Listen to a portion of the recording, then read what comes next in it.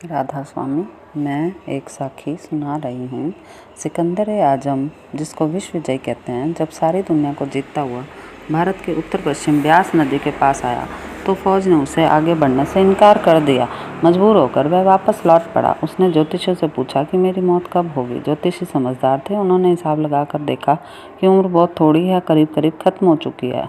झूठ कहना नहीं था और सच कहने से अपनी जान का डर था। सोच विचार कर कहा कि आपकी मौत तब होगी जब आसमान सोने का होगा और ज़मीन लोहे की होगी। सिकंदर खुश हो गया और कहने लगा कि क्या फिक्र है, मुझे तो कभी मरना ही नहीं है।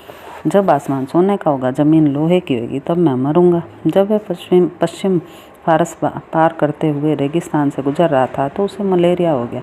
पीछे पीछे फौज थी, आगे आगे आप खुद थे।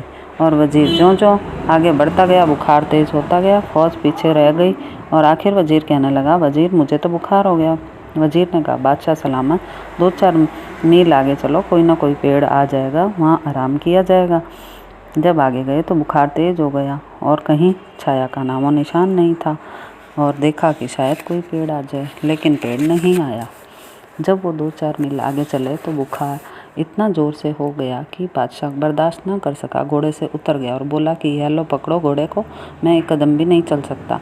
अब वजीर के पास क्या था, नीचे क्या बिछा था। वजीर ने अपना जीरा बख्तर यानी कवच उतार कर बिछा दिया।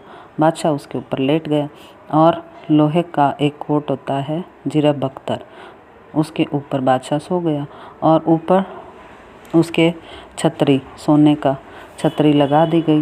वहाँ पे वो सो गया। छाया के नीचे ऊपर ढाल थी सोने की, और जब मौत आती तो आदमी को पता लग जाता है।